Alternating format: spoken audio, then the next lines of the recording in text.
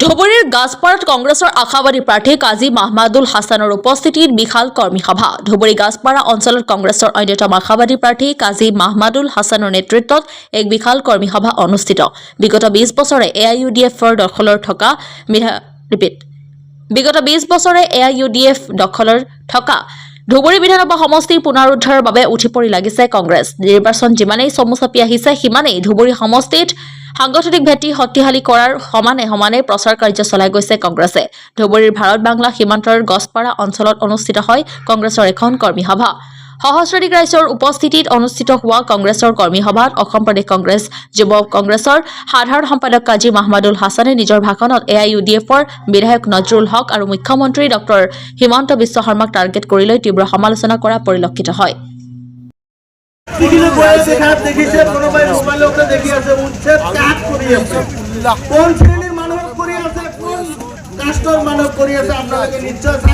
কংগ্ৰেছ দলৰ প্ৰাৰ্থীৰ তালিকা ঘোষণা হ'ব সেইদিনাৰ পৰা যি 15-20 দিন 25 দিন থাকিব এই 15-20 দিন 25 দিন আপোনালোকে চাব।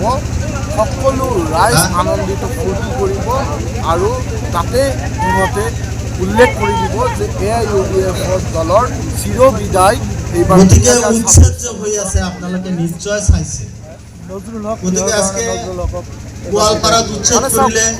হক সাহেব সিদিনা আমাৰ MLA মহোদয়ে কৈ গৈছে যে ৰখিবলৈ কৈ গৈছিল 50টা হিমন্ত মোক একো কৰিব নোৱাৰে। তাৰ পিছৰ পৰা ৰাইজৰ ওচৰত কেতিয়াও খবৰ ল'বলৈ অহা নাই। ৰাইজে ফেড আপ হৈ গৈছে তেখেতৰ ওপৰত। কাৰণ ৰাইজে কি বিচাৰে? ৰাইজে নিবিচাৰে যে তেখেতে আমাক সংসাৰ চলাওক। ৰাইজে বিচাৰে যে আমাৰ অঞ্চলৰ ৰাস্তা ঘাট দলং এইখিনি উন্নতি হওক। ৰাইজে বিচাৰিছে আমাৰ স্বাভিমান যাতে ভালকৈ থাকে।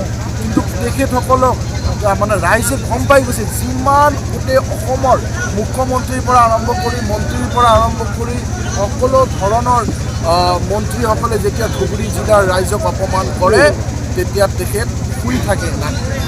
যোৱা 20টা বছৰে বুজা পৰা আছে বুলি ভাবে, স্পষ্ট বুজা পৰা AIUDF আৰু BJP দলৰ বুজা পৰা আছে।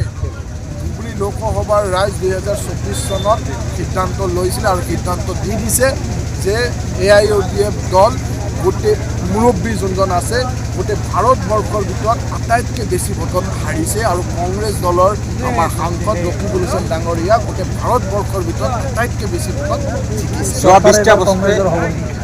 চৰকাৰ এইবাৰ কংগ্ৰেছৰ হ'ব নেকি? মানে হ'বলৈ গৈ আছে। আপুনি উজনি অসমত যাওক, বৰাক ভেলীত যাওক, মিডিল আছামত যাওক, লোৱাৰ আছামত আহক, সকলোৱে জয় জয় মই আৰু এটাই কথা, এইবাৰ কংগ্ৰেছৰ চৰকাৰ হ'ব আৰু গৌৰৱ গগৈক আমি মুখ্যমন্ত্ৰী বনাম। কিন্তু মুখ্যমন্ত্ৰী এটা চেলেঞ্জ